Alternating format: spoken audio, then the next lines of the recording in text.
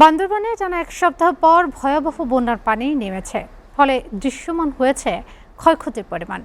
ফসলের ব্যাপক ক্ষয়ক্ষতিতে দিশেহারা কৃষক। পানির নিচে টানা কয়েকদিন তলিয়ে থাকায় আমনের বীজতলা, আউশ ধান, গ্রীষ্মকালীন শাকসবজি এবং বিভিন্ন পাহাড়ি ফলের বাগানসহ প্রায় 25 হেক্টর জমির ফসল নষ্ট হয়ে গেছে। বান্দরবান থেকে আবু বকর সিদ্দিকের পাঠানো তথ্য ও ছবিতে ডেস্ক প্রতিবেদন।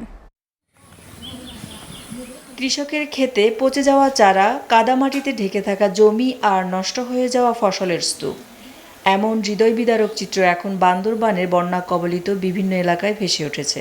টানা কয়েকদিন পানির নিচে তলিয়ে থাকায় আমনের বীজতলা, আউশ ধান, গ্রীষ্মকালীন শাকসবজি ও বিভিন্ন পাহাড়ি ফলের ব্যাপক ক্ষতি হয়েছে।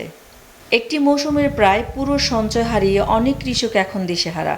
কৃষকদের অভিযোগ, প্রাকৃতিক দুর্যোগে তাদের ফসলের ব্যাপক ক্ষতি হয়, কিন্তু ক্ষতির তুলনায় সরকারি সহায়তা পর্যাপ্ত নয়। ফলে ঋণ করে চাষ করা অনেক কৃষক দুর্যোগের পর আরও গভীর আর্থিক সংকটে পড়ে যান। যে টানা বৃষ্টির কারণে শশা যে চাষ করছে, আমরা চাষ করছি, এই শশাগুলো মরে গেছে, শশাগুলো মানে পচে গেছে। খরচা গেছে 1 লক্ষ টাকার উপরে। আমি বিক্রি করলে পেতাম এখন 2 লাখ 2.5 লাখ টাকা, এখন তো 1 টাকাও পেলাম না। কয়েকদিন বৃষ্টিতে একদম সব নষ্ট হয়ে গেছে। করলা খেতি, শসা খেতি নষ্ট হয়েছে। 1 সপ্তাহ ধরে পানি নিচে ডুবে আছে। তারা গ্যাস ফার্স্ট তো এখন অনেক দাম।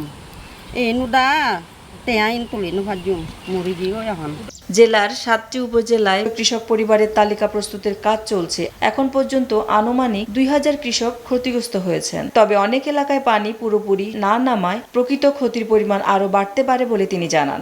আমনের বীজতলা, আউশ, এখানে গ্রীষ্মকালীন শাকসবজি এবং পাহাড়ি যে ফল বাগান যেগুলি আছে সেগুলি ক্ষতিগ্রস্ত হয়। এটা 2000-এর মতো কৃষক এফেক্টেড হতে পারে। ক্ষতিগ্রস্ত কৃষকদের দাবি শুধু বীজ বা সার বিতরণ নয়, ক্ষয়ক্ষতির ভিত্তিতে পুনর্বাসন সহায়তা, সহজ শর্তে কৃষি ঋণ, ন্যায্য মূল্যে সার নিশ্চিত করা। SATV news desk.